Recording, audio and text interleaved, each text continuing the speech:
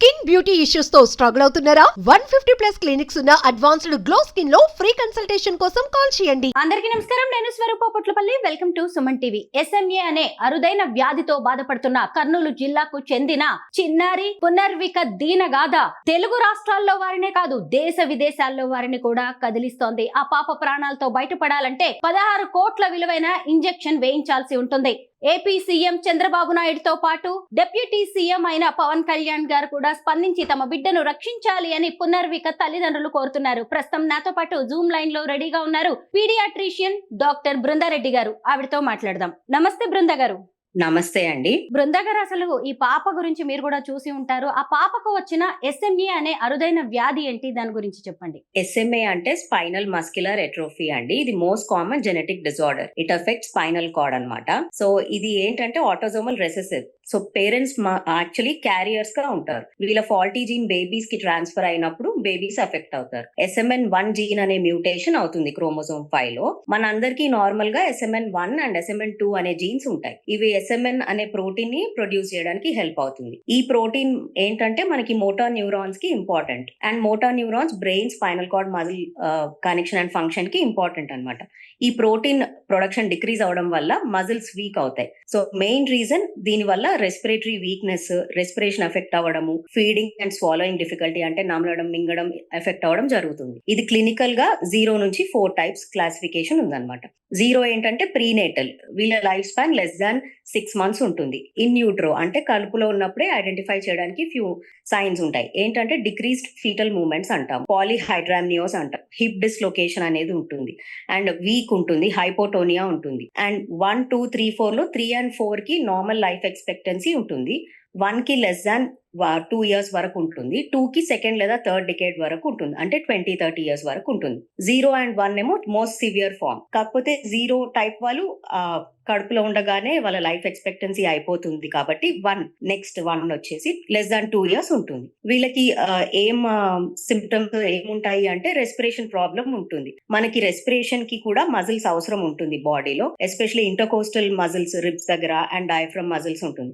And వీళ్ళలో lung development కూడా effect అవుతుంది. సో వీళ్ళకి ఎప్పుడు బ్రీదింగ్ డిఫికల్టీ అనేది ఉంటుంది, మింగడానికి ఇబ్బంది ఉంటుంది. దీని వల్ల రెగ్యులర్ గా ఆస్పిరేషన్ నిమోనియా అని అంటాం. ఇదే one of the most commonest reason for morbidity and mortality. అంటే ఈ బేబీస్ చనిపోవడానికి ఇది one of the commonest reasons అన్నమాట. ఇది కాకుండా టంగ్ ఫెసిక్యులేషన్స్ అంటాం, జర్కీ మూవ్మెంట్స్ ఉంటాయి, హైపోటోనియా ఉంటుంది, ఫ్రాగ్ లైక్ పొజిషన్ అంటాం, గ్లోబల్ ఎయిర్ రిఫ్లెక్సియా అనేది ఉంటుంది. వీళ్ళకి రిఫ్లెక్సెస్ అంటే న్యూరలాజికల్ ఎగ్జామినేషన్ లో రిఫ్లెక్సెస్ కూడా ఉండవన్నమాట.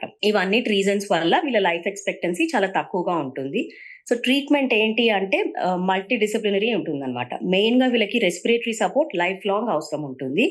అండ్ వీళ్ళకి ఫీడింగ్, న్యూట్రిషన్ హెల్ప్ కూడా అవసరం ఉంటుంది. ఆర్థోపెడిక్ కేర్ అవసరం ఉంటుంది. ఇమ్యునైజేషన్స్ ఏజ్ అప్రోప్రియేట్ గా వీళ్ళ కండిషన్స్ బట్టి ఇవ్వాలి. And family counselling, genetic counselling అనేది చాలా ఇంపార్టెంట్. ఇది కాకుండా రీసెంట్ గా FDA 3 మెడిసిన్స్ ని అప్రూవ్ చేసింది. జోల్జెన్స్మా అనేది 2019 మేలో అప్రూవ్ చేసిందండి FDA. ఇది ఏంటంటే జీన్ ఎన్హాన్సింగ్ థెరపీ అన్నమాట. SMN1 జీన్ అనే ఏ ప్రోటీన్ అయితే SMN ప్రోటీన్ ప్రొడ్యూస్ అవ్వట్లేదో దాని ఫంక్షన్ ఇది చేస్తుంది. ఇది 1 time ట్రీట్మెంట్. ఈ ట్రీట్మెంట్స్ అన్ని క్రోర్స్ లో ఉంటాయి. సో అఫోర్డబిలిటీ అనేది మేజర్ కన్సర్న్. ఇది కాకుండా ఓరల్ ట్రీట్మెంట్ అండ్ ఇంట్రాథికల్ ట్రీట్మెంట్స్ ఉన్నాయి. ఇవేమో మల్టిపుల్ ట్రీట్మెంట్స్ అవసరం ఉంటుంది, అంటే మల్టిపుల్ సిట్టింగ్స్ లాగా అవసరం. ఏదైతే జోల్జెన్స్మా అనేది ఉందో అది సింగిల్ ట్రీట్మెంట్ లో అయిపోతుంది. దీనికి డెఫినెట్లీ బేబీస్ లో ఇంప్రూవ్మెంట్ చాలా ఉంటుంది. దీంట్లో స్టడీస్ ఉన్నాయి. కాకపోతే అఫోర్డబిలిటీ అనేది ఒక మేజర్ ఇష్యూ ఉంది. కొన్ని కంట్రీస్ లో ఏంటంటే చెప్పండి. కొన్ని కంట్రీస్ లో న్యూ బోర్న్ స్క్రీనింగ్ లో ఐడెంటిఫై అయినప్పుడు గవర్నమెంట్ హెల్ప్ చేస్తుంది ఫైనాన్షియల్ గా ట్రీట్మెంట్ కి. ఆర్ కొన్ని కంట్రీస్ లో government and pharma companies negotiations తో సబ్సిడైజ్ కాస్ట్ లో అవైలబుల్ ఉంటుంది. డాక్టర్ గారు, పునర్విక పుట్టినప్పుడు బాగానే ఉంది. ఆ తర్వాతే ఈ వ్యాధి లక్షణాలు అనేవి బయటపడడం ప్రారంభించాయి. అంటే ఏ ఏజ్ లో ఈ వ్యాధి బయటకు వస్తుంది, అసలు ఎందుకు వస్తుంది? ఇందాక నేను చెప్పినట్టుగా 0 టైప్ అనేది కడుపులో ఉన్నప్పుడే తెలిసిపోతుంది.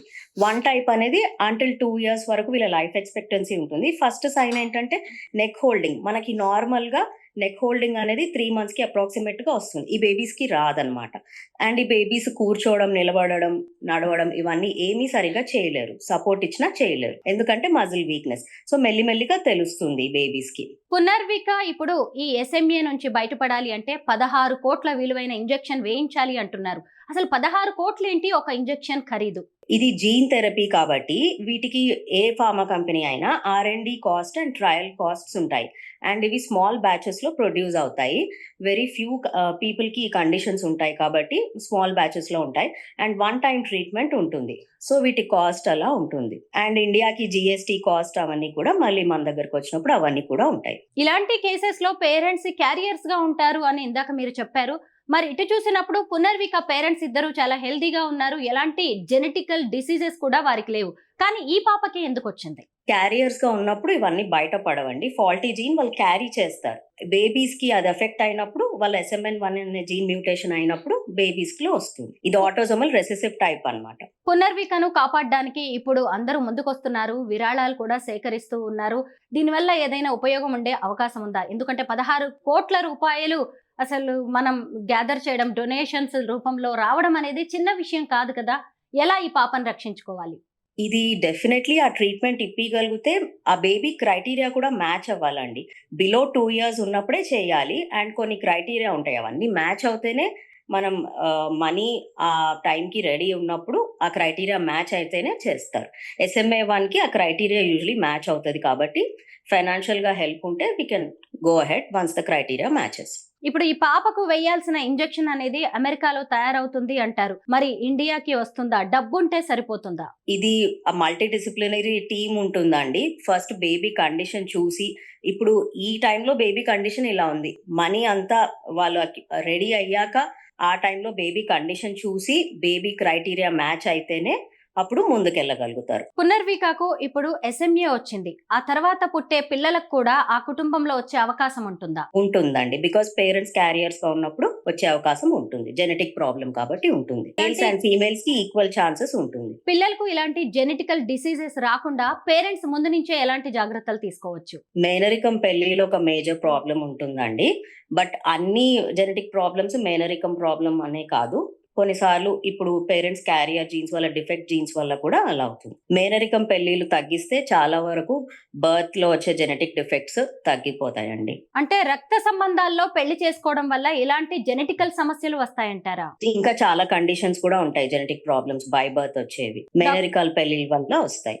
డాక్టర్ గారు, మీరు ఇందాక చెప్పారు స్కానింగ్స్ లో కడుపులో ఉన్నప్పుడే కొన్ని వ్యాధులను తెలుసుకునే అవకాశం ఉంటుంది అని. పునర్విక విషయంలో అలా జరగలేదా? అది మనం చెప్పలేమండి. ఆ ఫీటల్ స్కాన్ రిపోర్ట్స్ ఉంటే గనక మాట్లాడగలుగుతాము. డిక్రీజ్డ్ ఫీటల్ మూవ్మెంట్స్ అనేది ఉంటుంది, పాలీహైడ్రామ్నియోస్ అనేది ఉంటుంది.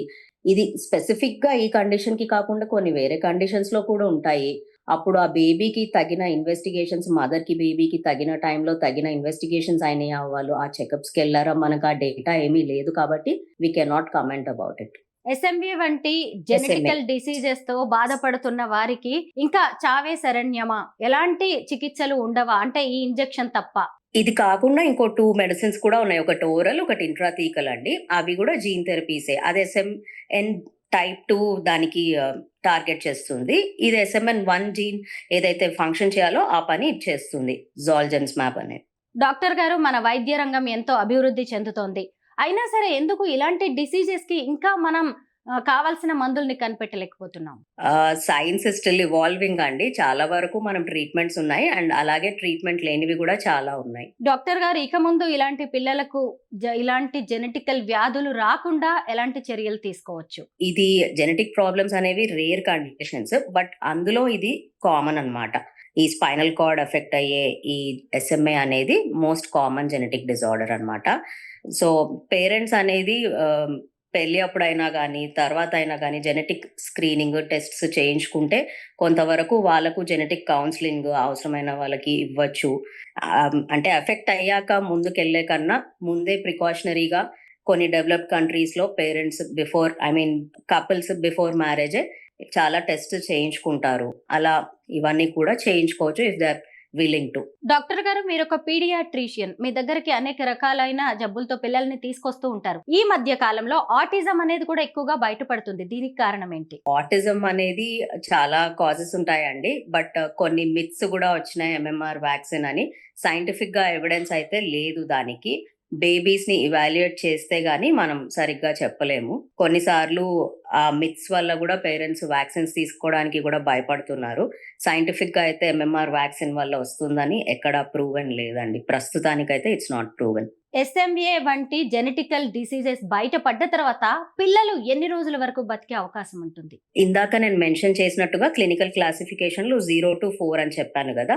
0 టైప్ లో less than 6 months కడుపులో ఉండగానే వాళ్ళ life expectancy few weeks to less than 6 months ఉంటుంది. SMA టైప్ 1 లో less than 2 years. 2 years లోపే ఆ కాంప్లికేషన్స్ నేను ఇందాక చెప్పినట్టుగా ఆస్పిరేషన్ న్యూమోనియా అనే కాంప్లికేషనే వీళ్ళకి one of the major reasons అన్నమాట. And type 3 and 4 relatively better ఉంటారు. వాళ్ళకి మెల్లిగా సిమ్టమ్స్ బయటపడతాయి, వెమ్మటే పడవు. లైఫ్ ఎక్స్పెక్టెన్సీ వీళ్ళతో కంపేర్ చేస్తే వాళ్ళది బెటర్ గా ఉంటుంది. ఆల్మోస్ట్ నార్మల్ లైఫ్ ఎక్స్పెక్టెన్సీ ఉంటుంది. టైప్ 2 లోనేమో సెకండ్ అండ్ థర్డ్ డికేడ్ అంటే 20-30 years వరకు. కానీ each individual is different. This is just classification broader. మొత్తం మీద ఈ పునర్విక ఇష్యూ అనేది అందరినీ కదిలిస్తోంది. ఆ పాప ప్రాణాపాయం నుంచి బయటపడాలని, ఆ తల్లిదండ్రులకు కడుపు కోత అనేది ఉండొద్దని కోరుకుందాం. Thank you so much doctor గారు. థ్యాంక్ యూ అండి.